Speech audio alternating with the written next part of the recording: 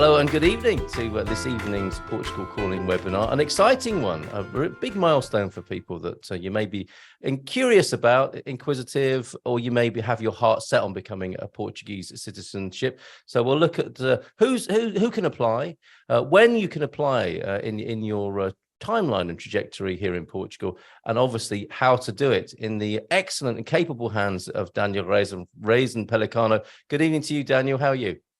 Yeah, hello, good evening. I'm quite all right in sunny Lisbon, so can't complain, although it's a bit windy, but can't complain about the weather. It's been brilliant the past few days.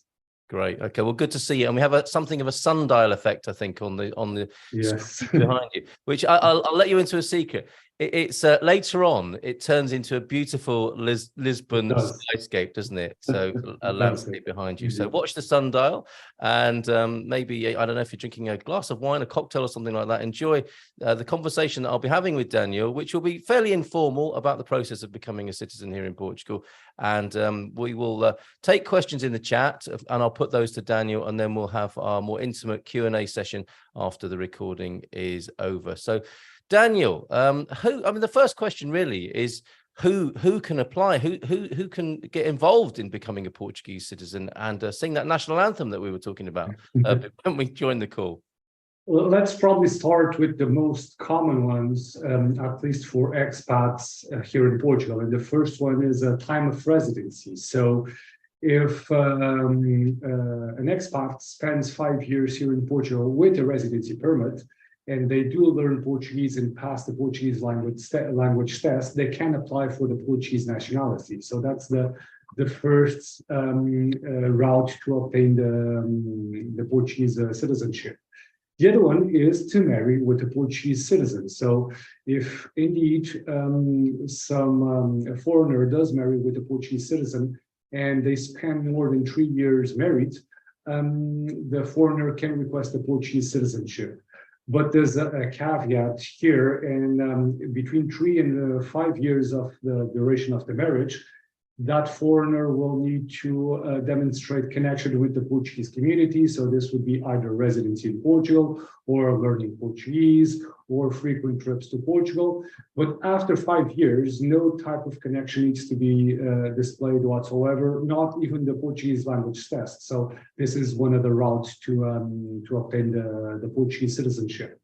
The other one, for the lucky ones, is to be born in Portugal. So if you are born in Portugal, even if your parents are foreigners, and this again is useful for a lot of expats here in Portugal, as long as the parents are here for more than a year and they have proofs of it, the kids can obtain Portuguese citizenship as long as the parents wish that the kids have citizenship. And the other most traditional one is to be either a son or a daughter of a Portuguese citizen or a granddaughter out of a Portuguese citizen. So these are the main routes to obtain citizenship. There's some other minor routes, and it would be to be adopted by a Portuguese citizen while you are still under 18. But this is the general routes outlined to obtain the Portuguese citizenship. If you obtain the Portuguese citizenship via time of residency, there's one important relevant aspect that the applicants should be aware, and this is that they are only considered Portuguese citizens since the moment that the Portuguese nationality is granted onward. So it doesn't produce any effects for the past. But if you are a son of a Portuguese citizen, but you're only registered within the Portuguese authorities when you are 30, this means that it has a retroactive effect until the time that you were born. So everything that's occurred since the time that you were born until the present moment when you request the Portuguese citizenship, it will be considered as you were a Portuguese since birth. And this is relevant if you had kids in the meantime, because it can pass on the Portuguese citizenship for the kids and so on. So there's a lot of different routes for obtaining the Portuguese passport, but I think that the main ones here to explore is indeed time of residency. And for some lucky ones, there will be the descendants of Portuguese citizens, like grandkids of Portuguese citizens, and they can request the Portuguese passport via that route. One thing that you did said, and that's relevant, it's the time that it's taking it, unfortunately.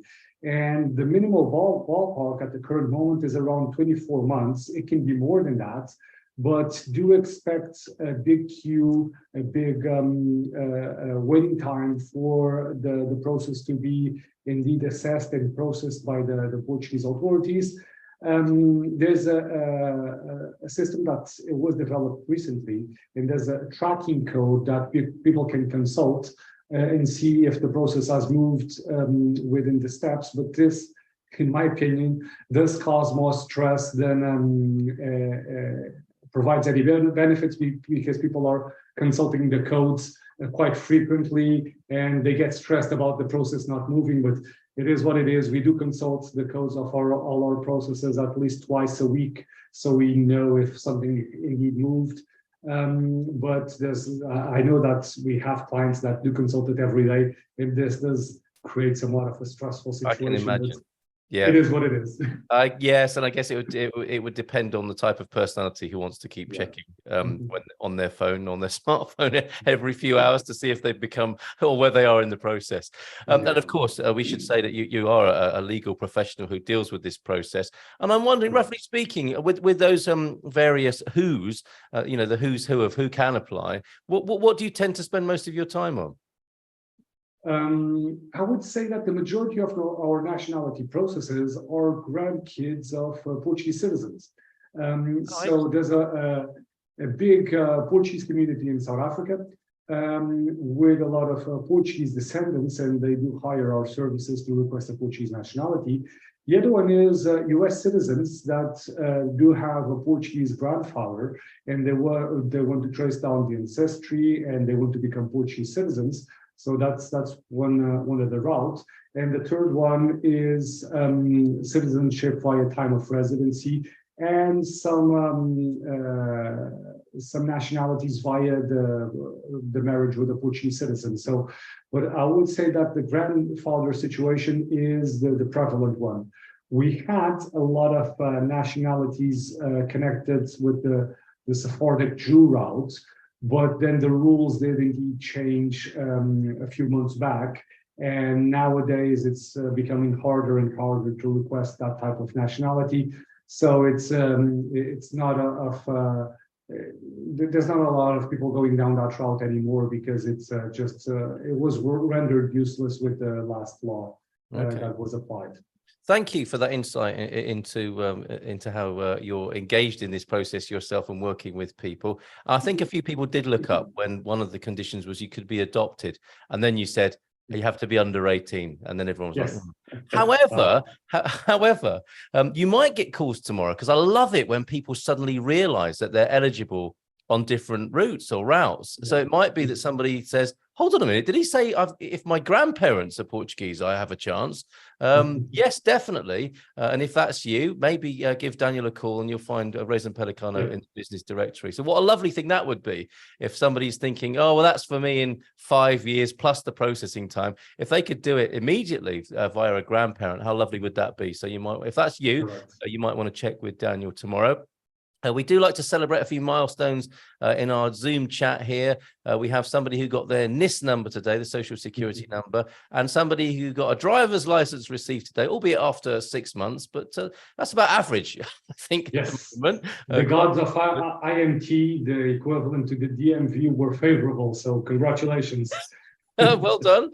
And I was also asking, I was taking a little bit of a poll in the chat about who's just here tonight as in passing interest, or who's definitely here as part of their game plan. And we've got, in my game plan, says Diana, for sure, and others who I'm impressed. There are people here who just are ready, apart from the time passing, to become a citizen of Portugal. So thank you for your feedback in the chat. Keep those questions coming. Some excellent questions already. Can we just clarify the words citizen, nationality, resident are all seem to sort of blur with each other, don't they, in a bit of a Venn diagram? Can we get really clear on those before we go any further? Yes, Daniel. Well, nationality and citizenship, they are equivalent. So let's say it's, or passport, having the Portuguese passport, they are equivalent. But residency permits, it doesn't entail the status of a national. So You can stay all the time that you wish in Portugal with a residency permit,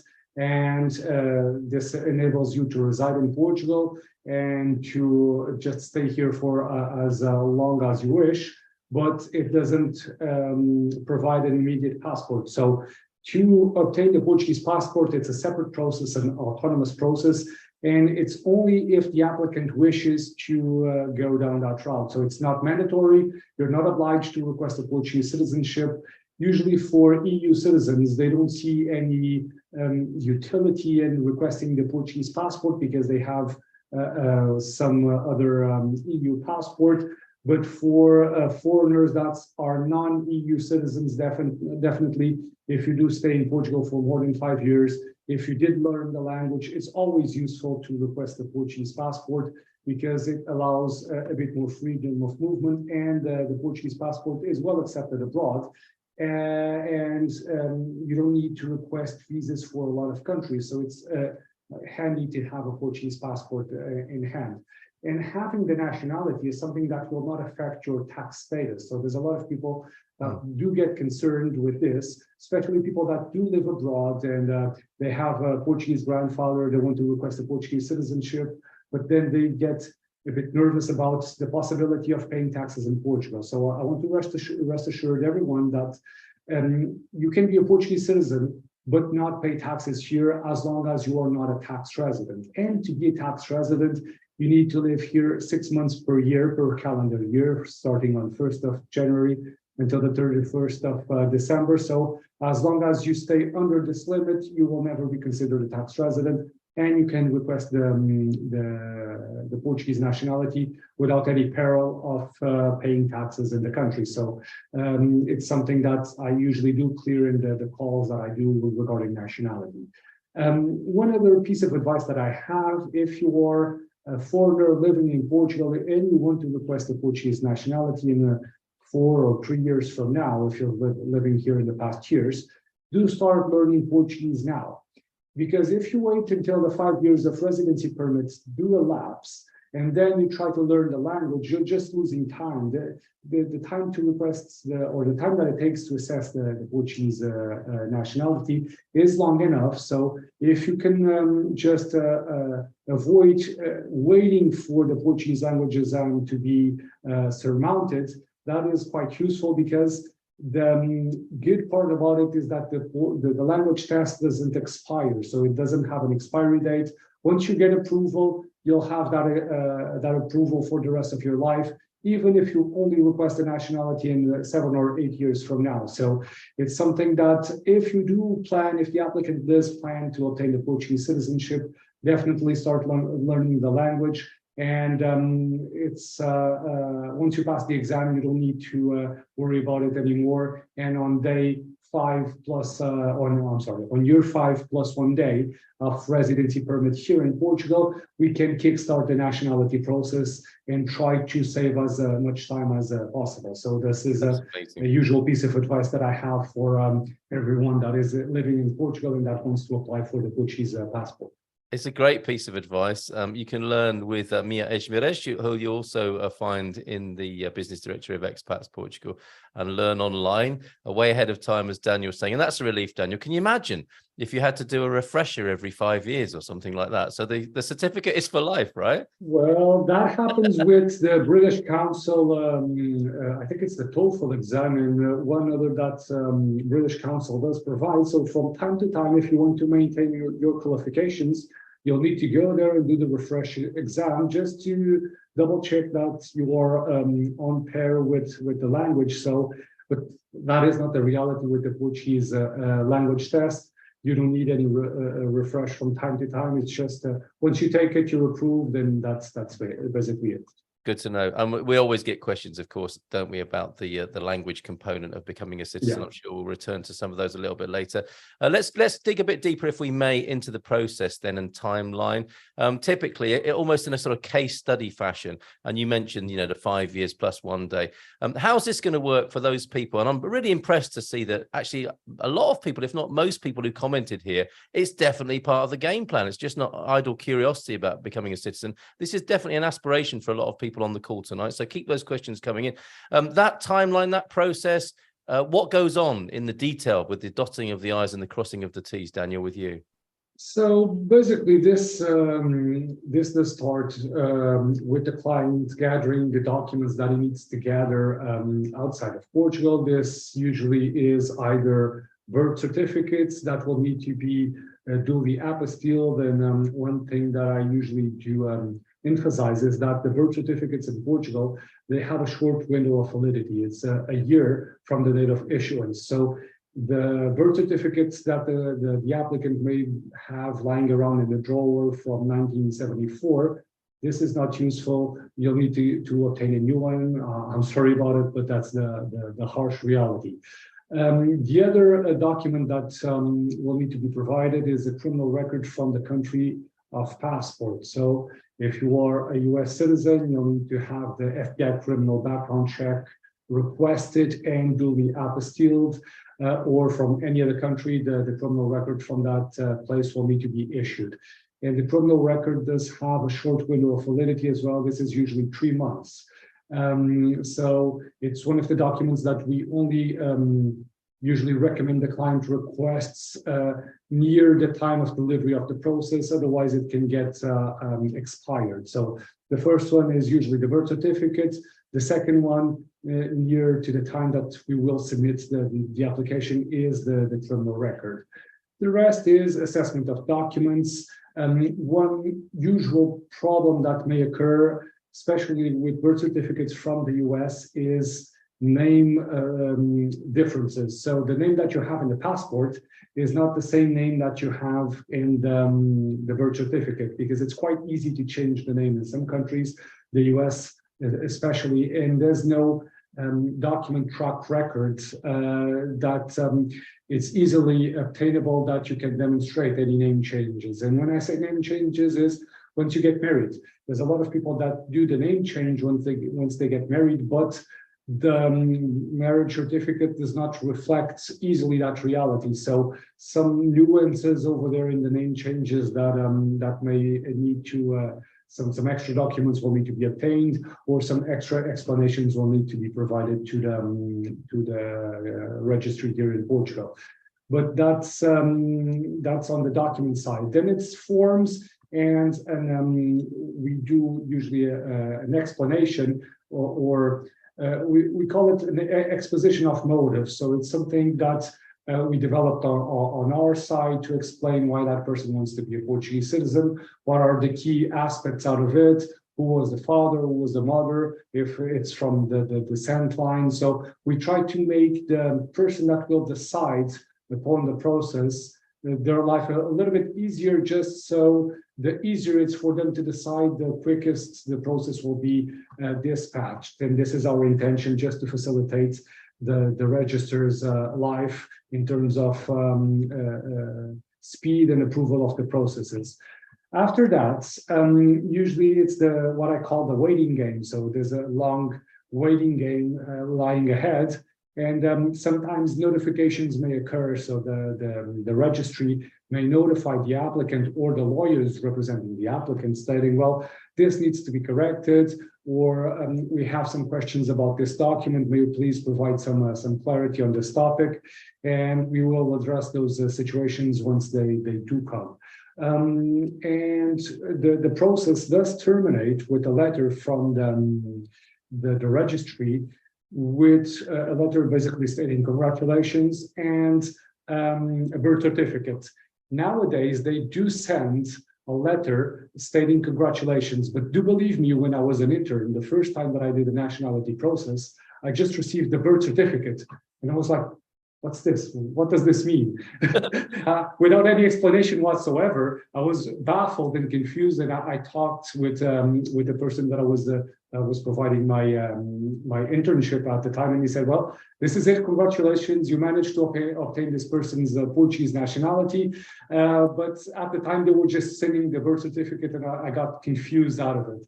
That's such an anticlimax, isn't it? In a way, no song and dance. You want a marching band, really, don't you? Correct. And a presentation. Correct. But yeah, okay. But nowadays they send us a letter which 2 lines on it saying, congratulations, your Portuguese nationality was granted, here's your birth certificate. So it's not as anticlimactic, because at least they explain what's this document, what does it mean. But a few years back, this was not the reality. It was just the birth certificate, and that was it.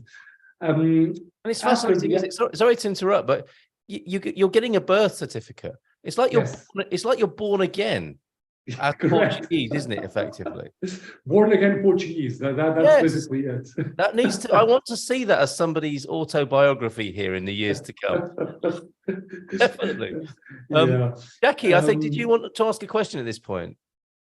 Actually, I wanted to make. Can you hear me? Yes, we can hear you. Yes, loud and clear. Sorry, I froze there. I want to make a comment that when you become a U.S. citizen, it's a full ceremony. And it's a very, very moving ceremony. If you've ever seen it on YouTube, I mean, it brings tears to your eyes to see these people stand up and make an allegiance to this country, to the U.S. And I was kind of hoping for the same thing here in Portugal. I am going to be so disappointed. I want all of that. Okay, well, I don't think it's going to be official, but I suspect there are celebrants and similar people in our community, and there's no reason why we shouldn't do an informal ceremony to acknowledge this process. So expect that, as well as Born Again Portuguese as an autobiography from somebody. How about ceremonies to make it a special occasion? And we'll have you in mind for that, Jackie. Thank you for that. It's really interesting. So nothing before, apart from the birth certificate. A couple of lines now congratulating you. Yeah. And that's after this long waiting game, as you've put it down. Correct. With that birth certificate, the applicant can start with the request of the citizen's card.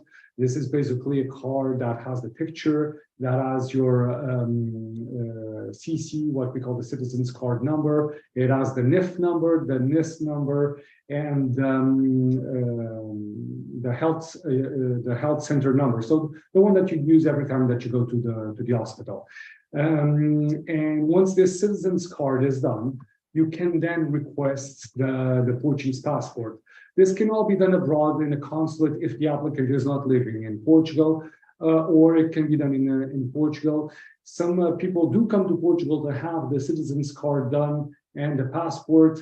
And if things are well planned, with 3 or 4 days, if you request urgency to the services, you'll have the citizen's card done and the passport done as well, because you can have the passport done in about 24 hours and the citizen's card in about 48 hours. So 3 days to have the 2 things accounted for. And then you'll have all your Portuguese documents sorted out. But yeah, it's as I said, it's a bit anticlimactic, the end of the Portuguese citizenship. They will not send you the passport. They will not send you the citizen's card. And it's just a 2 lines letter stating congratulations, here's your birth certificate. Now go get the citizen's card and the passport if you wish. Over to you. It's not mandatory to obtain the passport. A passport is a travel document. So it's mandatory to obtain the citizen's card and to keep it updated, but not the passport. One thing that is, I wouldn't say funny, but it's relevant. The applicants will need to update their marital status in Portugal. So if they are married, they will need to register the marriage here in Portugal. And this sometimes is tricky, because if you are a Portuguese from birth, and let's say that you got married 3 times and divorced 2, you will need to register the first marriage, the divorce, the second marriage, the divorce, and then the final and third marriage. So this can take some time, because you need to do the sequence of events. But it's mandatory to register all acts of marriage and divorce in Portugal if you are a Portuguese citizen. If you obtain the Portuguese nationality via the time of residency, it's only necessary to register the current situation. So if you are, for instance, or either divorced or either married, you will need to register the current situation, but not do all the backtrack. But for people that are considered Portuguese from birth, this sometimes can take, I would say, almost 1 to 2 years to register all of this, because it needs to be spot on, it needs to be corrected. especially if you have kids and you want to pass down the nationality. It's something that you'll need to account for in terms of having your civil registry here in Portugal squeaky clean, so no doubts to arise from it.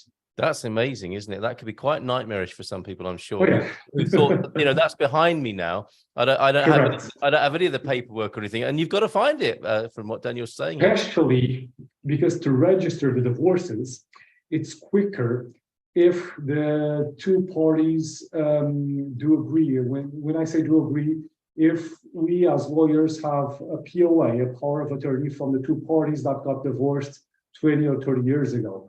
And the simple thought of some people to speak with the ex-spouse to get to explain the situation and then to get a POA, they're not too keen on it. If we don't have the POA, it's possible to be done, but it takes longer. So if in the majority of the situations, we do recommend, if possible, that we are the ones contacting the ex-spouse, and we will explain, of course, the situation. But in some of the situations, people have lost contact with ex-spouses altogether, so they don't even know where they're living, or if they're living in the same country. So there's ways to circumvent this, but it may take longer because the courts in Portugal will need to contact the courts from the country of passport. Then the courts will need to speak amongst them. So it may take a bit longer. It's possible to be done, but it's one nuance of the situation of registering all divorces. But it needs to be done, and we are here to have those processes run until the end. Sometimes it's not easy, but we'll make the best of it. What a fascinating plot twist that would be in this process. Now, finally, just on the generalities, before we go to some of the excellent questions we've got, and if I don't capture them in the recording, what I'll try and do is go for the more universal themes that we can cover in the recording, and then we'll go to some of the more personal things afterwards when the recording's concluded. But yeah, the time it's taking, let's just conclude on that part of it. Back in the day, in our earlier conversations about this, it was a relief that the registry office were dealing with this and not CEF.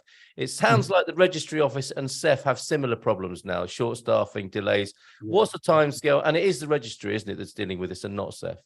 It is. It is the registry that is dealing with this. And now, basically, they are combining the registry and CEF, because this new authority that will replace CEF, it is a branch from the registry. So, oh well. Oh dear. Oh dear, that's it.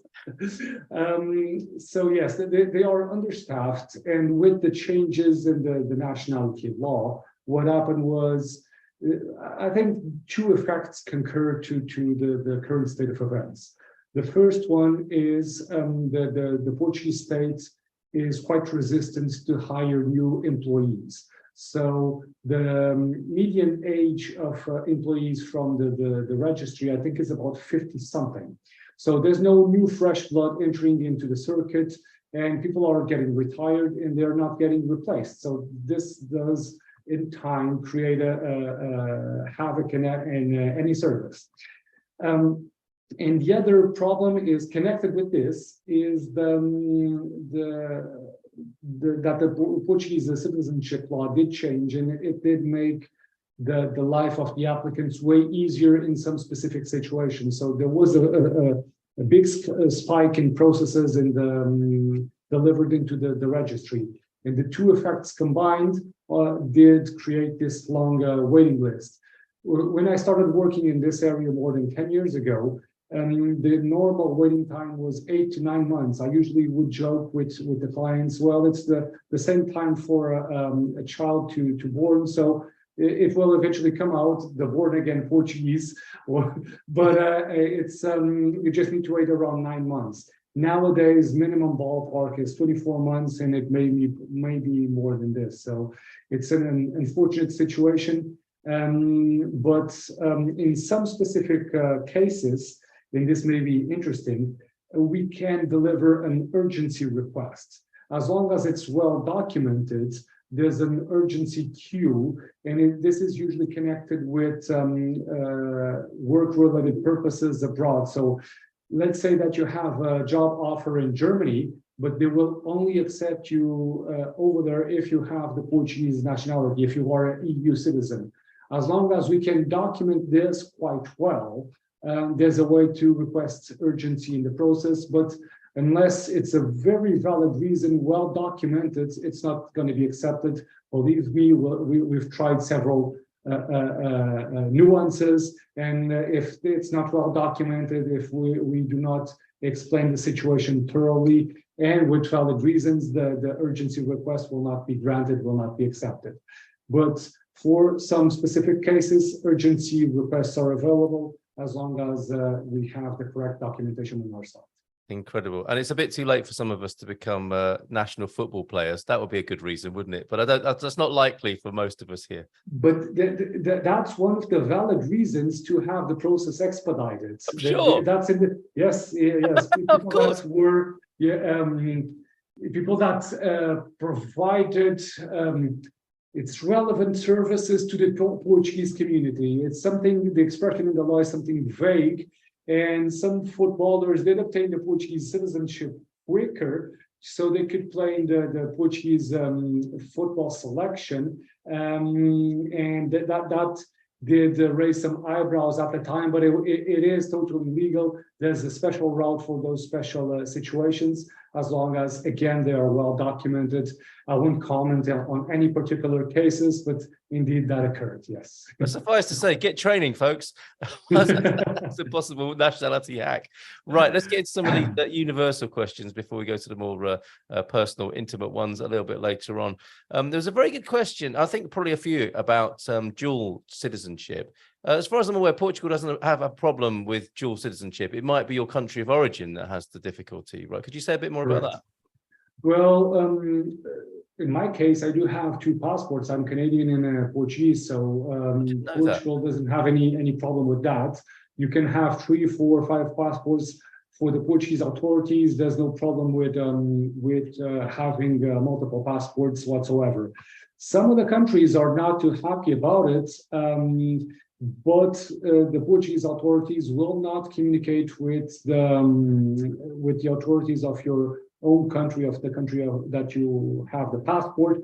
So there's no concern with that. But some countries like South Africa, this may be a preoccupation. The Chinese authorities, I don't think that they're too happy about multiple citizenship as well. So there's some nuances in some countries that need to be explored. But on the Portuguese side, there's no communications, just stating, well, we granted the citizenship to this person that is also a citizen of your country. So that communication does not occur. Basically, we didn't find, even with those countries that double nationality may be a problem, we never found this to be a problem because of this non-communication policy that the Portuguese state has. And I do fully support it because it's an internal situation on Portugal.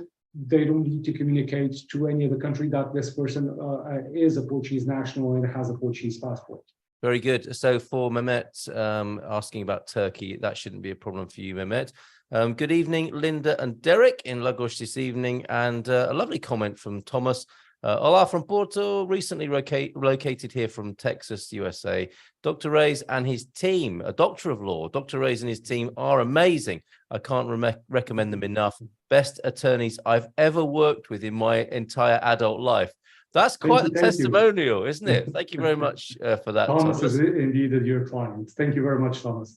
Good to see that. Thank you. And Randa, is there a difference for a non-EU spouse married to an EU citizen who has a residence certificate? How long can they be out of Portugal at a time? Are we getting a little bit of confusion with residency rather than citizenship here? Where is that question? This is, it's from Randa. It was fairly early on at times. You've got that one. I saw it now. So the EU citizen has a residency certificate, and Randa will have a residency card via family regrouping. So as long as Randa spends here 5 years with that residency card, you will be in the clear to request the Portuguese passport. There's, of course, for an EU citizen, the control of entering and exiting Portugal is a bit more loose comparing to other nationalities.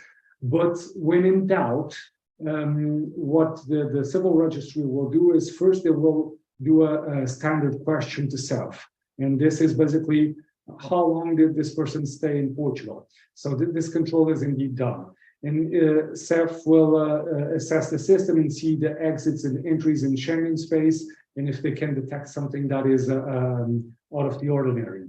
But even though if the civil registry here in Portugal is in doubt if that person is indeed living in Portugal or was living in Portugal in the past 5 years, they can request extra documents to document the life here in Portugal. So medical appointments, proof that you went to school in Portugal or that you had things done here in the country, that you requested your NIF once you did some purchases. So extra proofs of the residency here in Portugal will indeed be requested. And one of them is tax residency. So were you a tax resident in the 5 years that you had the EU certificate, as well as the residency permit of family regrouping with a family member from the EU in Article 15. So tax residency is indeed really, really substantial and relevant to ascertain these cases, because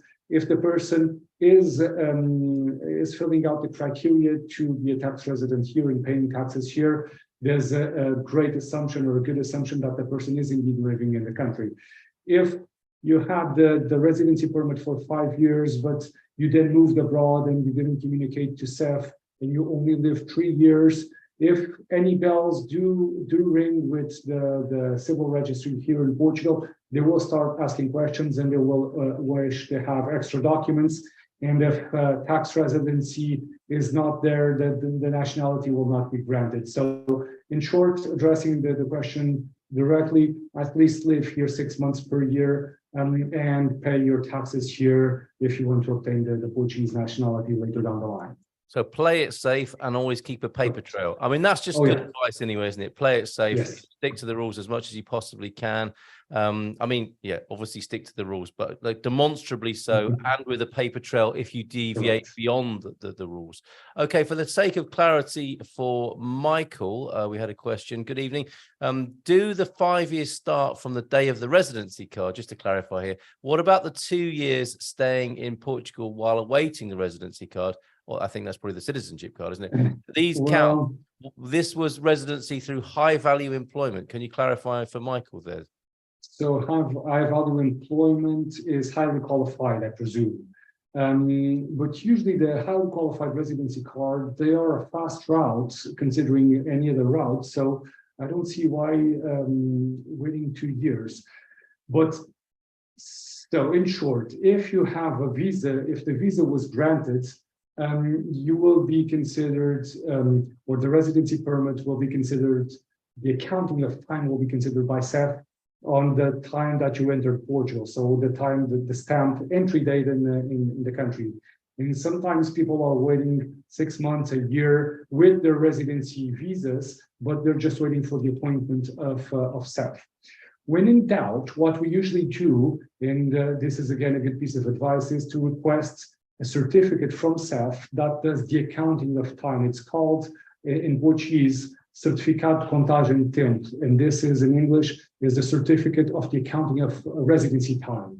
And this is something that it's requested directly from CEF, and usually it takes 2 to 3 months to be issued. And with this, we will be 100% sure when we can deliver the process, because in some situations, the person has lost the first residency permit, or CEF kept the first residency permit, so they're not 100% sure when was the first residency permit granted, or they're not 100% sure when they entered Portugal or when the visa was issued. So to be fully 100% sure, so we deliver the process at the correct time and not before, this certificate of the accounting of time is quite relevant. And this is important because let's say that you deliver the process 4 years and 360 days instead of, so 5 days before you should. Well, you will lose a lot of time that the process will just be in a standstill to be assessed, and the process will be denied because you still have not fulfilled the criteria of 5 years. Because what's relevant is the date of submission of the process and not the date that the civil registry will look into the process. So all the documents are considered, if all the documents are updated and valid at the time of the submission of the process, and if the 5 years are already fulfilled, then the process will indeed be approved. But if you deliver the process one day before the time that you should, well, the process will be denied, and with the waiting queue that there is in the civil registry, you can just be waiting for 1 year without any light at the end of the tunnel, just to have a no. So having the dates straight is quite relevant. So this certificate is really useful on those situations. So in short, addressing Michael's question, if there's a residency visa, indeed that residency visa time will be accounted for the Portuguese nationality. Some nuances may occur in terms of the waiting period for what they call the manifestação de interesse, or the manifestation of interest for people that enter Portugal as tourists and then request the Portuguese residency permit. For those, I would say that those 2 years waiting will not be accounted for in terms of the nationality, and the same goes for golden visas. So the golden visa waiting period nowadays is more or less 2 years as well. In this phase of just waiting for the first residency card to be issued is not accounted for. Wow. But if there's a residency visa involved, if the person did request it in the consulate, even if you waited 1.5 years to have the first residency permit, itself will account the time of just waiting in Portugal, and usually they will account from the date of entry in the country. Cheers, Daniel, and thank you for the question, Michael. Hope that helps. I'm sure it does. If not, you can ask for further clarification after we've concluded the recording. Just a couple more then, and then we will go to the after recording session, as it were. And these are questions and clarifications that I think are more generally useful. Did I hear you correctly that after 5 years of residency, no language test is required to become a citizen, not just a resident? At what point can you obtain a Portuguese passport? People are always wanting to not do the A2, aren't they? That's for marriage purposes. So if you marry a Portuguese citizen, after 5 years of the duration of the marriage, you can request the Portuguese citizenship without the Portuguese language test. But for normal time of residency, the test will indeed be necessary. Yes, absolutely. Now, just to add something to that, here's a hack that somebody's come up with on a sneaky message to me. If one of a couple becomes a citizen, can they extend their citizenship to their partner, meaning that the partner doesn't have to do the A2? Yes, as long as they're willing to wait 5 years. Because let's say that you were granted Portuguese citizenship today. You would only be considered via time of residency. So you will only be considered a Portuguese from today onward. Yes. Even if you were married for 20 years, it doesn't account for what happened in the past, because you were only granted the Portuguese citizenship today. So you will need to wait 5 years for your spouse to request the Portuguese citizenship. So it's possible the spouse will just need to wait 5 years down the line to avoid the A2 test. Which is quite a long time to wait and quite an extreme to go to, isn't it? Right. Yes. However, it's better to have the exam done. It's like, you're born again Portuguese and you're married again almost, aren't you, as well? Even if you have been married for decades, you're going to have to show it as 5 years of marriage in Portugal, but technically possible, which is interesting. Okay, last of these general clarifications, and then we'll conclude the recording. Daniel, you've been brilliant tonight, as ever. Denise is asking, when you receive a passport via the heritage route, do you have to apply for a residency permit as well to be able to move to Portugal? No. Okay. That's once. Let's say that you request the Portuguese citizenship because you had a Portuguese father or grandfather, and it was granted 2 years ago. But you just did the citizen's card and the Portuguese passport, and that was it. You never used them. You didn't travel abroad because of the pandemic and whatnot.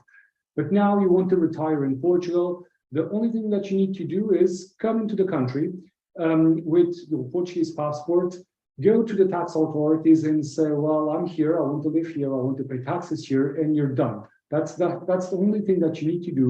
You don't even need to register as an EU citizen living in Portugal because you are already a Portuguese citizen. So for Portuguese citizens, the only obligation, if they start living in Portugal, is to come to the tax authorities and say, hello, I'm the new taxpayer in town, please put me as a tax resident here. That's the only legal obligation for Portuguese citizen. If it's a EU citizen, they always need to go to the municipality and register themselves. But for someone holding a Portuguese passport, that's not the reality. It's quite simple to just enter the country and stay here for as long as you wish. And once you wish to depart again, let's say that you spent 5 lovely years in Portugal, but now you want to move on to Bali, you want to go to Indonesia and surf a bit. Well, you just need to say to the tax authorities, bye-bye, I'm not a tax resident anymore. And eventually you'll need to demonstrate evidences that you are a tax resident abroad. That's the obligation that you have as a Portuguese citizen for entering and exiting the country. It's just connected with tax purposes. There you go. For those of you entering on that heritage route, Daniel, that's been amazing. Thank you. We were overwhelmed as usual, and that's one of the benefits of being here live on the call and being a premium member, of course, of Expats Portugal. We get priority to have your questions answered, and we'll do so in a more intimate environment now as I conclude the recording. But before I do, thank you so much, Daniel. That's excellent. Thank you. And you can find Daniel, of course, in the Expats Portugal Business Directory. Reis and Pellicano, Doctor of Law. Daniel, let's conclude the recording there. Thank you very much indeed, and thank you for all the questions.